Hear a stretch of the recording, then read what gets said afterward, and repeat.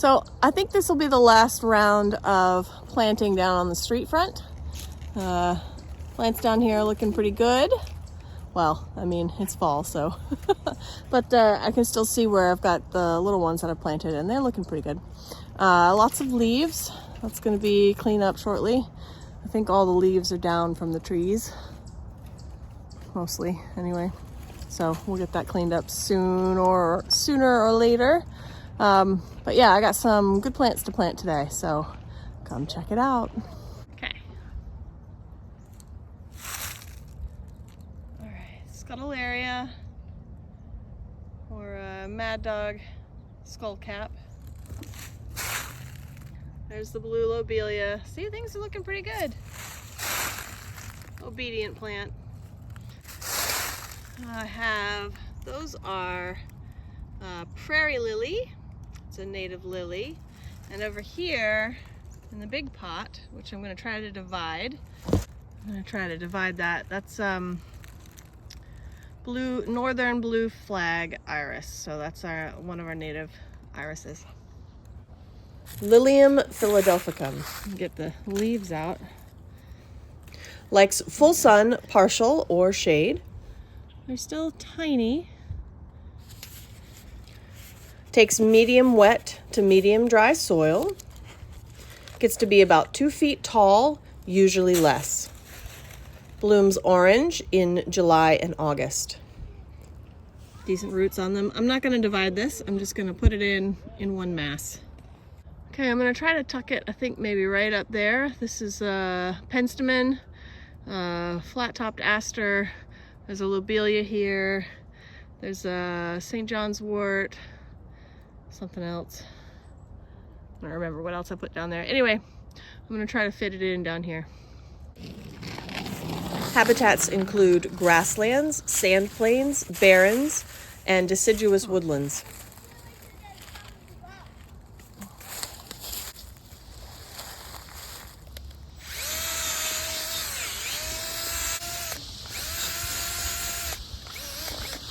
Primarily pollinated by large butterflies like swallowtails and monarchs, attract hummingbirds, bees, and many other pollinators. All right, let's see how this looks. See if it's possible for me to figure out how to divide it. I got this free, actually, part of a native plants program that Massachusetts does. Iris versicolor, or northern blue flag iris. Grows to be about 3 feet tall, blooming May, June, and July with blue or purple blooms. It's a giant plant to get for free. Ugh. Likes full sun or partial sun, wet to medium soil. Come on, come on. There we go. Oof. Oh yeah. Oh look, here we go. He's got the tag. Iris versicolor. I should be able to maybe split it.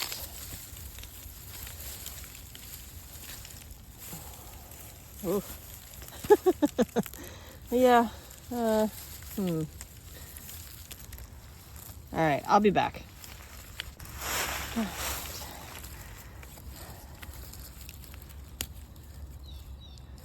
All right, let's see.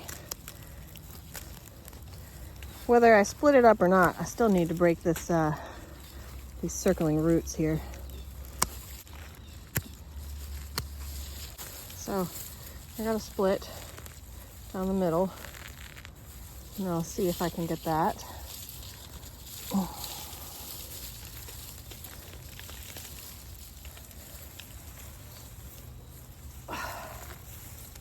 we go. All right.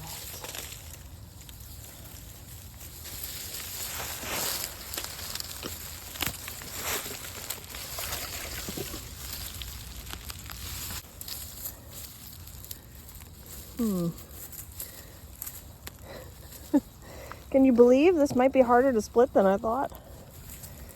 Well,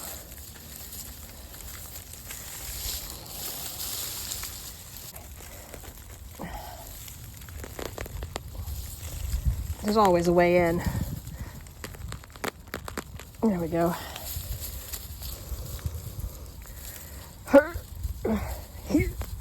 There we go.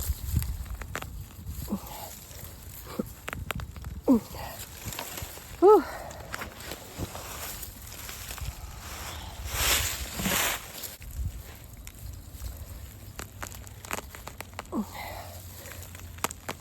Aha!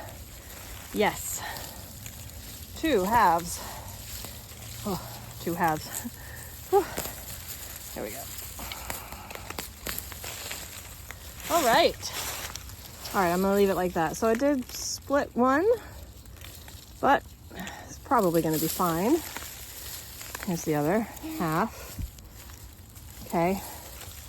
So I got 2 pretty big clumps. I think I can still do it with the auger though. I wonder if the hole I made is big enough. Habitats include marshes, meadows and fields, shores of rivers or lakes, and wetland margins. Let's spread some of this up a little bit. Oh yeah, totally not big enough. Okay, gonna drill some more.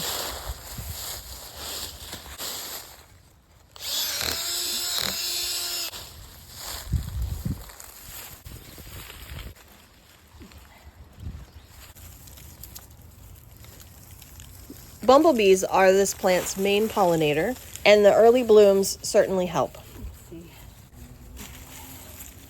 It attracts many other pollinators, including butterflies, moths, and hummingbirds.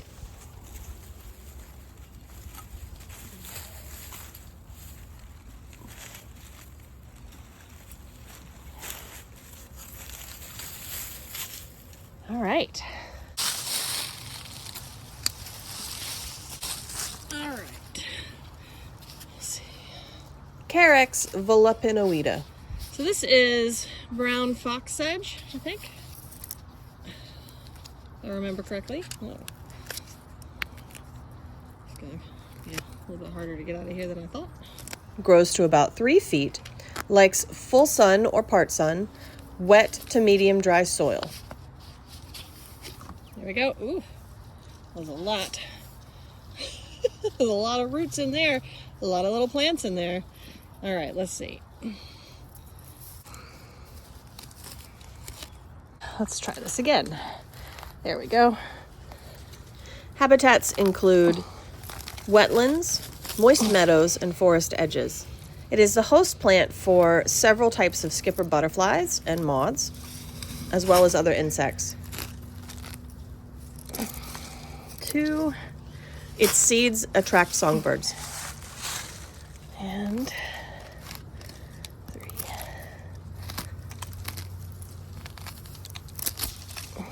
All right.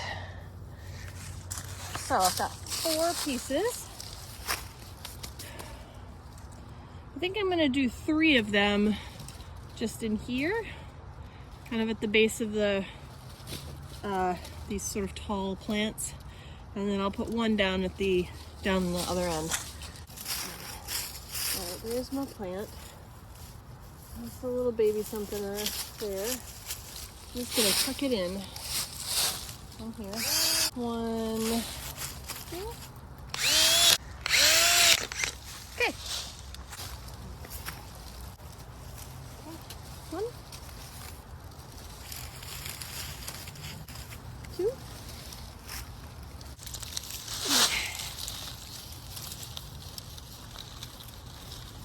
And 3. All right, let's go find out where we're gonna put this last one. All right, I got a couple of new plants right in there. And I got a couple of small new ones right in here.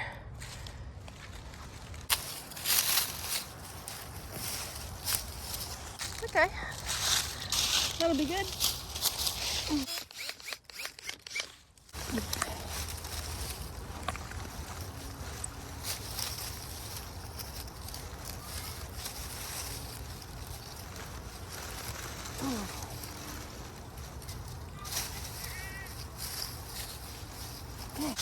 Brown fox edge, right in there. Eragrostis spectabalis. So this is purple love grass. Okay. I'm gonna put it right in there where it was. First, I'm gonna try to get it out here. Likes full sun or part sun, dry soil, grows to be about 2 feet tall, sends up its flower stalks in July and August. I'm just gonna break this root memory. Habitats include sandy beaches, gravelly soils, prairies, savannas, roadsides, railroads. Its seeds are a useful source for songbirds, and they also use the plant as nesting material. It also attracts many different kinds of butterflies as well as other pollinators. Okay, perfect fit. Picanthamum incanum. This is one of the mountain mints. Incanum, I think. If I remember correctly, not this green thing. But takes full or part sun. Let's see if I can get it out. Medium to medium dry soil. Grows to be about 3 feet tall. So not this leafy green thing. Blooms July, August, and September in either white or purple. But these, oh, it smells like mint. So I'm gonna put it right in here. I don't think I'm gonna break it apart. I'll split its root memory a little bit, but I'm not gonna separate it. This is Downy Blefista. So it's a different kind of sort of mint kind of thing.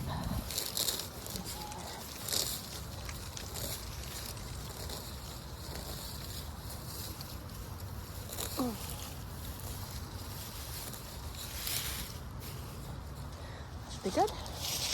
Habitats include cliffs, balds, ledges, forest edges, ridges, or woodlands. Not step in on any of the baby plants here.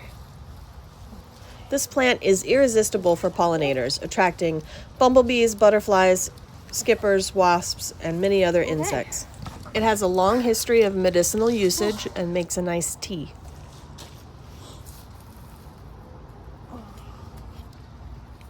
Okay. What I've got here are 2 native roses. Let's see. The shorter one is Carolina rose, and this one is Rosa blanda. Blanda? Yeah, I think so.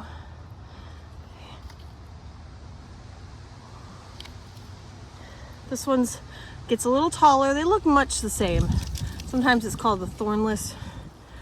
Well, clearly it's got thorns, but they're like softer or something. Rosa blanda, also known as smooth rose because its new growth is thornless. It will have thorns on its older growth. This one's a little shorter. Anyway, I'm going to try to put them right in here. I'll start with the Rosa blanda. Again, I'm not going to divide these because there's not that many plants. Like this one's got 3 plants in it, so I'm going to leave those all tucked together. Takes full sun or part sun, medium to medium dry soil. Grows to be about 5 feet tall. June and July, it blooms pink. Habitats include open prairies, woodland edges, fence rows, lake shores, and thickets. Would you like to pick up the plant pots for me? There's a couple. You know where to put them, up there where the others are.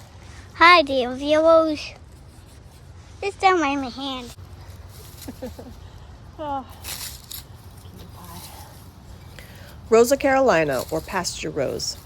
Takes full to part sun, medium wet to dry soil. Grows to 2 feet tall. Blooms pink in June, July, and August. Habitats include dry prairies, disturbed areas, sandy, open woods, thickets, and roadsides. Both of these roses are host plant to a variety of moths and a buffet to many different native pollinators, including long-tongued bees, bumblebees, butterflies, moths, and songbirds. Their bright red rose hips are an amazing source of vitamin C and useful for both humans and animals alike. And this is another pycnanthium. I think this is tenuifolium. Here, honey. Let me see if I can divide this. Pycnanthium tenuifolium.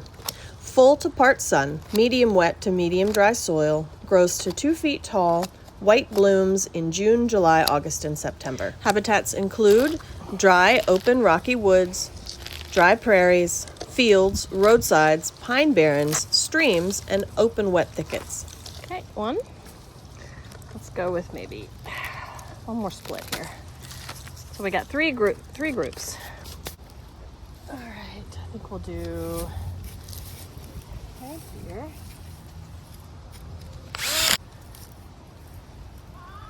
Yes, honey.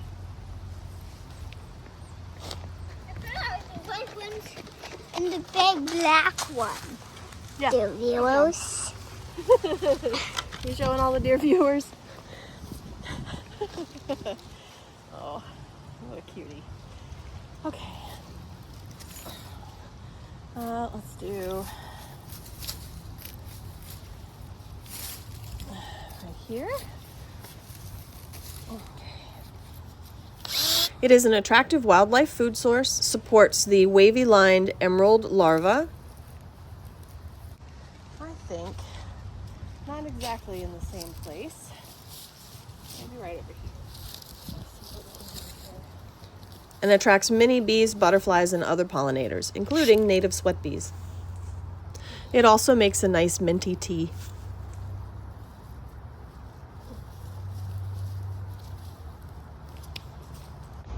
And that is the street front done for this year, I think. I don't think I have any more native plants to plant down here. I'm probably wrong. I'll probably find something else, but I think that's really it. Adding to my 200 feet of native plant street front. I love it. All right, I still have to water, and all of the little plants that I've planted over the last couple of days have been getting some water. We're in a pretty decent drought here. So I'll do that. And also I have to try to water all the plants that I have in pots spread around the yard, which should be super fun. Love that task. Can't wait to get those in the ground, and then I won't have to do that. Anyway, okay, so yeah, time to water.